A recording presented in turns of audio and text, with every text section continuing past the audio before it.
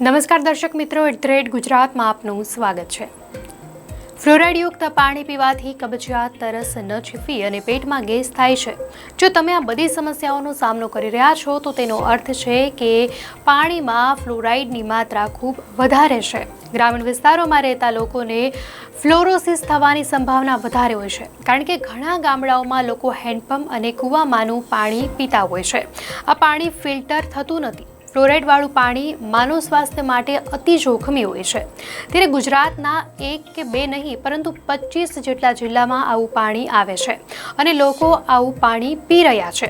ખુદ કેન્દ્ર સરકારના રિપોર્ટમાં આ ખુલાસો કરાયો છે। ત્યારે ગુજરાતમાં પાણીના તળ ઊંડા જઈ રહ્યા છે। બેફામ રીતે ભૂગર્ભ જળનો ઉપયોગ ગુજરાતના અનેક જિલ્લાઓમાં થઈ રહ્યો છે।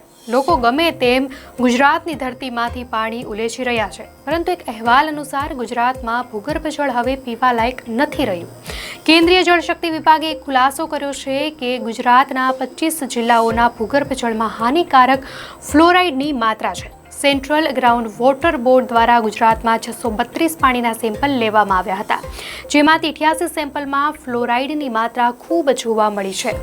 રાજ્યસભામાં પૂછાયેલા એક સવાલના જવાબમાં મિનિસ્ટ્રી ઓફ જળશક્તિએ આ રિપોર્ટ રજૂ કર્યો હતો। તેમાં જણાવ્યા અનુસાર ગુજરાતના 25 જિલ્લા એવા છે કે જેના ભૂગર્ભ જળમાં ફ્લોરાઇડની માત્રા 1.5 mgથી પણ વધારે છે, જેથી આ પાણી પીવું અતિશય જોખમી છે। ફ્લોરાઇડને કારણે ઘણી બધી સમસ્યાઓ થઈ રહી છે, જેમ કે સાંધા, હાડકાં, દાંત, ચામડી ઉપરાંત પેટના રોગીઓમાં વધારો થયો છે।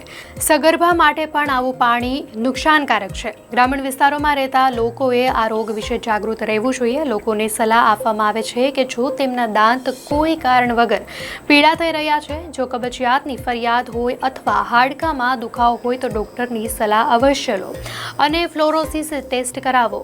લોકસભામાં રજૂ કરાયેલ હાલના ડેટાએ સમગ્ર ગુજરાતમાં ભૂગર્ભ જળની ગુણવત્તાના મુદ્દાઓને ઉજાગર કર્યા છે, જેમાં 33માંથી 28 જિલ્લાઓમાં ભૂગર્ભ જળ ખારાશથી પ્રભાવિત છે। ગુજરાત 6 ભારતીય રાજ્યોમાં સ્થાન ધરાવે છે, જ્યાં 75%થી વધુ જિલ્લાઓ ત્રણેય પ્રકારના ભૂગર્ભ જળ દૂષણથી એટલે કે ખારાશ, ફ્લોરાઇડ અને નાઇટ્રેટથી પ્રભાવિત છે। આ રિપોર્ટ દર્શાવે છે કે લેવામાં આવેલા નમૂનાઓમાં 50%માં ખારાશનું પ્રમાણ વધુ, 18%માં ખૂબ જ વધારે અને 7%માં ખૂબ જ ઉચ્ચ પ્રમાણ હતું।